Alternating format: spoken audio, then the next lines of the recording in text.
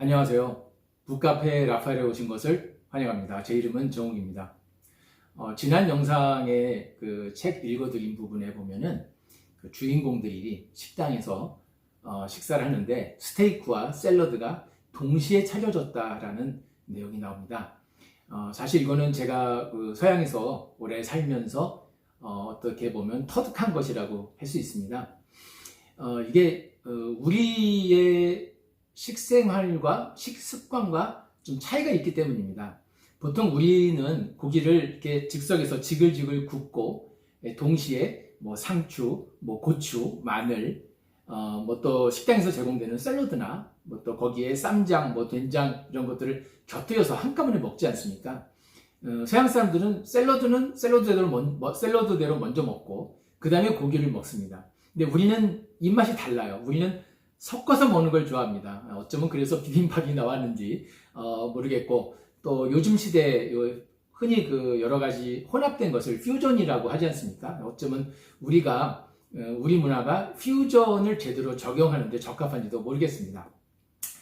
그래서 저는 보통 서양, 뭐 예를 들면 제가 아는 서양은 뭐 유럽의 스페인, 그리고 이제 중미의 뭐 과테말라, 코스타리카 이런 나라들인데요. 이런 곳에서 고깃집에 가서 음식을 시킬 때는 반드시 샐러드와 고기가 동시에 나오게 합니다. 예를 들어서 한 4명이 갔어요. 4명이 갔는데 샐러드와 고기를 동시에 가져다 달라고 부탁을 합니다. 근데 샐러드는 4명께 다 나와도 됩니다. 만약에 샐러드의 양이 많다고 생각되면은 4인분이 아니라 3인분만 시켜도 괜찮습니다. 그리고 고기를 동시에 다 가지고 나오면은 우리처럼 구워 먹는 식습관이 아니기 때문에 고기가 식으면 맛이 없어요. 그래서 잘 아는 집일 경우에는 하나씩 가져오게요. 하나 가져와서 다 먹고 난 다음에 그 다음 것도 나오게 하고. 그런데 그것은 좀 사실 부탁하기가 좀 어려우니 4명이 갔을 때 2인분씩 나오게 하는 방법이 있습니다. 그러니까 샐러드는 먼저 다 나오면서 동시에 고기 2인분이 나오는 거예요. 그래서 고기 2인분을 서로 나눠 먹고 고기 2인분을 다 드신 후에 나머지 2인분이 또 나오게 하는 그런 방법이 있습니다. 이렇게 했을 때 좋은 점은 우리 습관에 맞는, 비록 뭐 된장, 쌈장, 뭐 마늘 이런 것은 없지만 그래도 샐러드와 고기를 함께 먹을 수 있고 또 고기가 식지 않은 상태에서 드실 수 있는 그런 장점이 있겠죠. 다만 이런 부탁을 할 때에는 아마 팁을 좀 미리 주는 게 좋습니다. 그러니까 처음에 샐러드 나오기 전에 뭐 음료, 뭐 탄산음료 또는 맥주, 와인 아니면 물 이런 거를 시켜서 음료가 나올 때 그때 먼저 팁을 건네는 겁니다. 팁은 보통 전체 가격의 10%가 좋긴 하지만 반드시 10%를 줘야 되는 것은 아닙니다. 5%만 줘도 다들 감사히 받습니다. 그러니까 4시 가서 전체적으로 금액이 예를 들어서 100유로가 나온다. 그러면 한 5유로 정도를 먼저 건네는 거예요. 건넬 때 쭈삣쭈삣하면 안 됩니다. 그냥 자신있게 건네줘야 돼요. 그러니까 보통 먼저 팁을 주면 일하시는 분이 의아해 할 수도 있어요. 그럴 때 스페인어로 팁을 뿌로피나라고 합니다. 근데 쭈뼛쭈뼛 하면서 뿌로피나 이러면 안 돼요. 그러시지 마시고 자신있게 쳐다보면서 미소를 짓고 뿌로피나라고 합니다. 그 강세가 맨 끝에 끝나는 모음, 전모음, 끝에서 두 번째 모음이 있어요. 그래서 다 죽어가는 목소리로 뿌로피나 이렇게 하지 마시고 자신있게 미소를 지으시면서 뿌로피나 라고 주시면 됩니다. 그러면은 감사히 기쁘게 받을 거예요. 네, 그렇게 하시면서 고기를 2인분씩 가지고 와라 이런 식으로 부탁을 하고 고기와 샐러드를 동시에 차려달라고 부탁하시면 될 것 같습니다. 그리고 이제 고기를 시킬 때 고기를 그러면 어떻게 익힐 것인가? 보통 이제 한국인들이 많이 미디엄이라고 하나요? 영어로? 스페인어로는 메디오라고 합니다. 메디오를 많이 주문하시는데 고기를 아주 잘 드시는 분이면 괜찮습니다. 그런데 보통 메디오를 시키면은 안에 그 붉은 피가 뚝뚝 떨어지는 경우가 많아요. 그래서 저의 권장은 메디오보다는 조금 더 익히는 게 좋습니다. 아주 많이 익히는 그 웰던은 스페인어로는 비엔 코시도, 또는 뭐 bien asado 뭐 다 괜찮습니다. 그냥 bien cocido로 하시면 될 것 같아요. 웰던은 스페인어로 bien cocido라고 합니다. 미디엄은 스페인어로 medio. 그런데 사실 스페인에서는 그 미디엄과 웰던, 즉 메디어와 bien cocido 그 중간으로 시키는 게 쉽지가 않아요. 잘 안 해줍니다. 그래서 그럴 때 부탁을 할 때는 뭐 이미 처음에 팁을 주고 뭐 이런 상태니까 주문을 이렇게 하시면 됩니다. 미디엄보다 조금 더 라는 표현을 쓰시는 거죠. 어떻게 하면 되냐면 un poco más que medio. 다시 해보겠습니다. un poco más que medio. un poco más que medio 라고 하시면 됩니다. 그리고 중미에서는요 4분의 3이라고 시키는 게 가능해요. 많은 식당에서 보편화되어 있습니다. 그러니까 4분의 3이라는 단어를 아셔야겠죠. 4분의 3은 스페인어로 tres cuartos 라고 합니다. 4분의 3으로 시키면 무난합니다. 한국인 입맛에 잘 맞는다고 생각합니다. 물론 식당에 따라서 4분의 3으로 시켰는데도 좀 덜 익을 수도 있고 4분의 3으로 시켰는데 제가 생각한 것보다 조금 더 익혀 나오는 경우도 있습니다. 어쨌든 4분의 3 추천드리고요. 사실 저는 개인적으로 4분의 3보다는 조금 덜 익고 미디엄보다는 조금 더 익은 8분의 5를 좋아합니다. 너무 까탈스럽나요? 8분의 5는 cinco octavos라고 합니다. 그래서 중미에서는 좀 스테이크를 전문적으로 하는 식당일 경우에 8분의 5, cinco octavos 가능합니다. 그리고 심지어 정말 스테이크를 잘하는 집일 경우 8분의 5라고 적혀 있는 경우도 있습니다. 식당 간판 옆에 8분의 5라고 cinco octavos라고 적혀 있는 경우도 있습니다. 8분의 5를 저는 개인적으로 가장 좋아하고요. 일반적으로 한국인들은 4분의 3 가장 적합합니다. 4분의 3은 tres cuartos. 단 스페인에서는 4분의 3이라고 하면 잘 사용되지 않는 표현이에요. 그래서 그럴 경우에는 미디엄보다 조금 더 아까 말씀드린 대로 un poco más que medio라고 하시면 됩니다. 식당에서의 어떤 그 에티켓 한 가지 더 알려드릴게요. 많은 분들이 알고 계시는데요. 간혹 실수하는 게 있는데 그게 뭐냐면 빵과 물의 위치입니다. 빵은 왼쪽에 있는 게 내 빵이고 물은 오른쪽에 있는 게 내 물입니다. 근데 만약에 제가 왼쪽에 있는 빵이 아니라 오른쪽에 있는 빵을 잘못 잡잖아요. 그러면 이게 전달 돼가지고 맨 끝에 있는 사람은 빵이 없을 수도 있어요. 네, 그 물도 마찬가지입니다. 잘못 잡으면은 맨 끝에 있는 사람이 물이 없을 수도 있습니다. 그러니까 이 점 기억해 주시고 왼쪽이 내 빵, 오른쪽이 내 물, 좌빵 우수라고 외우시면 좋겠습니다. 뭐 고기와 샐러드가 같이 차려진다는 그 표현 때문에 말이 좀 길어졌는데 그래도 유익한 정보가 되었기를 바랍니다. 오늘은 53페이지부터 시작하겠습니다. 북카페 라파엘, 오늘은 53페이지부터 읽어드리겠습니다. 스페인 북부 리오하 지방의 와인은 스테이크와 매우 잘 어울렸다. 하지만 두 사람은 음식을 먹는 데에 집중하지 못했다. 커피꽃이 피고 지듯 눈 깜짝할 사이에 서로에게 매료된 두 사람의 와인잔이 작은 소리를 내며 쉴 틈 없이 부딪힐 때 두 사람의 눈빛은 소리 없이 강렬하게 부딪혔다. 여러 차례 건배하는 중에 손가락과 손등이 스치기도 하자 서로를 잠시 정면으로 바라봤다. 하지만 멋쩍고 부끄러워 눈길을 거두었다. 다시 천천히 고개를 돌려 바라보다가 떨구기를 반복했다. 한덕기와 진가비의 시선이 또다시 부딪히자 어색함을 이겨내려고 한덕기가 말했다. 가비씨, 우리 커피 한 잔 할까요? 네, 좋아요. 그런데 그러니까 이렇게 말하면 안 되는데 저희 집으로 갈까요? 제가 커피 준비할게요. 저 정말 이런 사람 아닌데요. 요즘 커피 만드는 것을 배우고 있어서 맛있는 커피 대접해 드리고 싶어서요. 집에 도구가 있거든요. 마침 오늘 언니와 형부가 여행 떠났어요. 실수예요. 제가 왜 이런 말까지. 저 봄장미라는 말 너무 좋아요. 정말로 제가 봄장미 같아요? 네, 봄장미 맞아요. 라고 말하며 한덕기가 자리에서 일어났고 진가비도 따라 일어났다.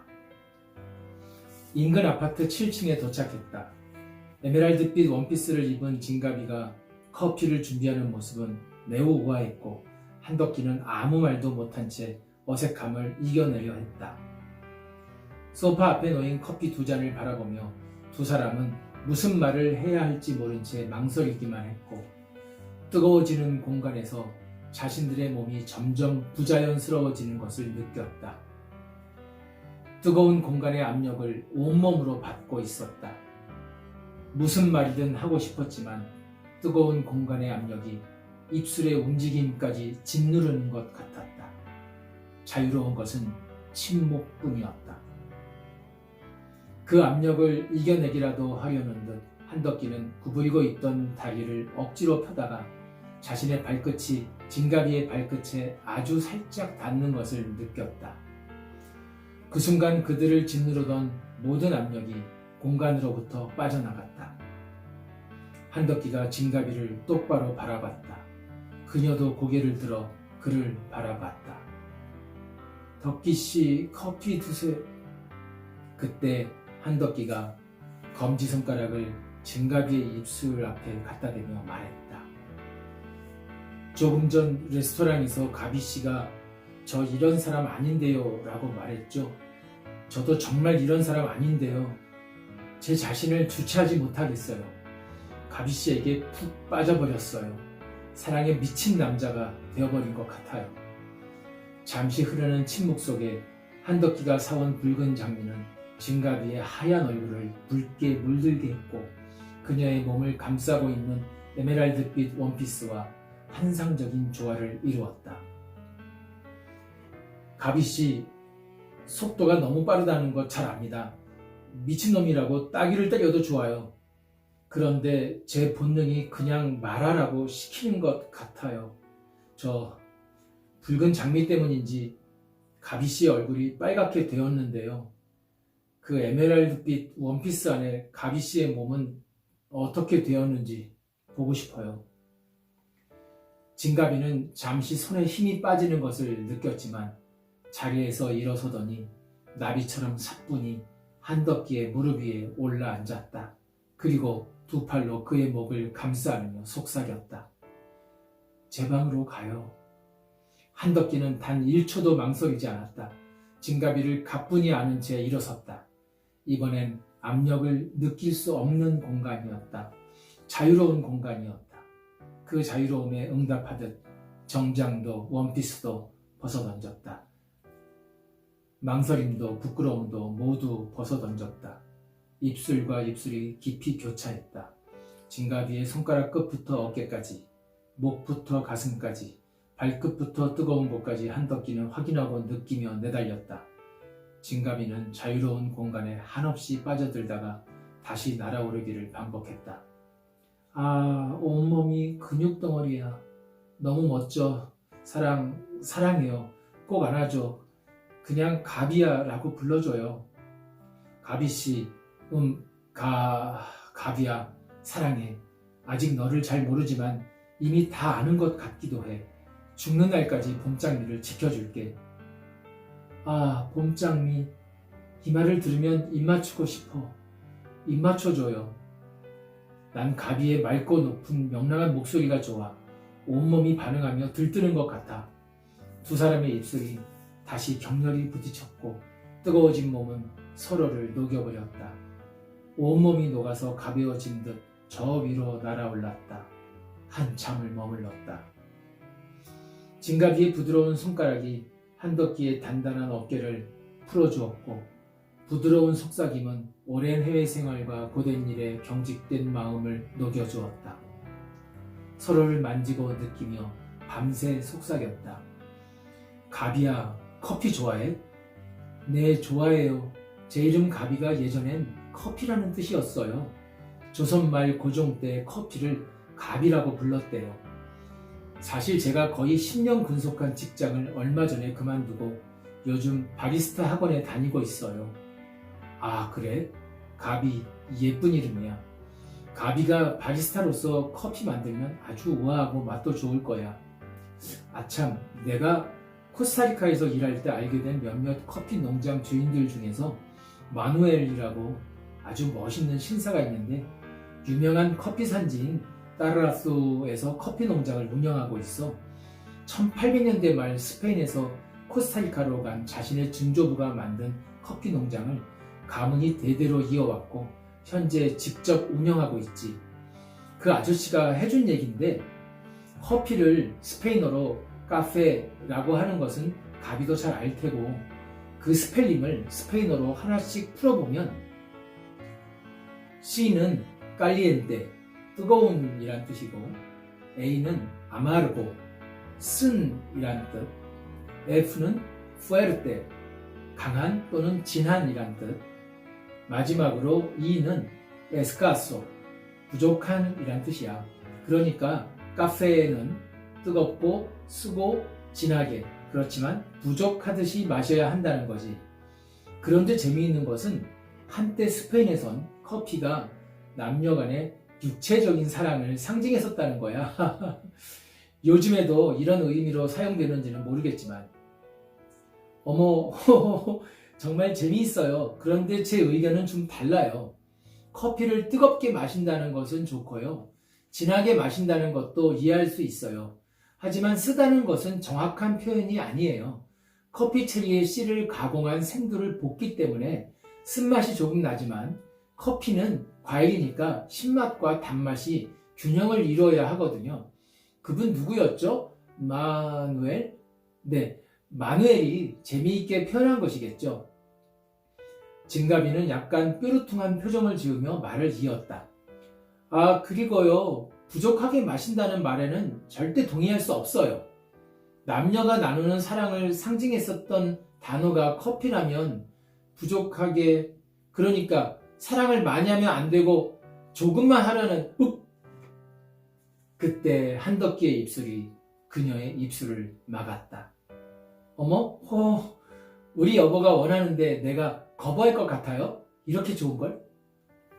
두 사람은 첫 데이트에서 깊이 빠져버렸다. 마치 오래전부터 서로 알았던 사람들처럼 의심하지 않고 사랑했다. 운명으로 엮인 연인처럼 몸도 마음도 서로에게 맡겨버렸다. 밥을 먹어도 차를 마셔도 팔짱을 끼고 공원을 걸어도 모든 게 자연스럽고 익숙했다. 상대방이 좋아하는 것과 싫어하는 것도 이미 대충 알고 있었기에 적잖이 놀라기도 했다. 오래전부터 서로 알았었던 것 같은 느낌을 지울 수 없었다. 끊임없이 사랑을 속삭이며 너무도 자연스럽게 결혼을 약속했고 함께할 미래에 대해 대화를 나누었다. 두 사람 모두 직장인으로서 성실하게 일했기에 비교적 넉넉히 저축해 두었었는데 서로 통장을 숨김없이 공개했다. 더 이상 직장 생활을 원하지 않았기에 마침 바리스타 공부를 하고 있던 진가비의 의견대로 카페를 차리기로 의기투합했다. 가비야, 우리 카페 이름을 가비라고 하면 어떨까? 가비가 네 이름이지만 조선 후기에는 커피라는 뜻이었다고 네가 말했으니까. 카페 가비, 좋아요. 억지로 해석하면 아름다운 왕비라는 뜻도 되겠네. 바로 나예요. 그럼 우리 여보는 왕이네. 하하, 내가 지혜의 왕 솔로몬이거든. 솔로몬? 우와, 아주 멋있어요. 그런데 어떻게? 하하, 그게 내 스페인어 이름이 살로몬, 그러니까 솔로몬이야. 또 며칠 전 우리가 처음 만나던 날 바로 그 쇼핑센터에서 충동적으로 구매한 미래카드에 지혜의 왕 솔로몬이라고 적혀 있었지. 그 카드를 읽자마자 가비를 만나게 됐어. 이렇게 아름답고 우아한 가비를. 아참, 우리 점포를 어디에 얻을 것인지 또 결혼식장은 어디로 할 것인지에 대해서도 얘기해야지. 네, 그 전에 우리 여보 커피 마시고 싶어요? 커피 좀 내릴게요. 그래, 고마워 봄장미. 이왕이면 뜨겁게.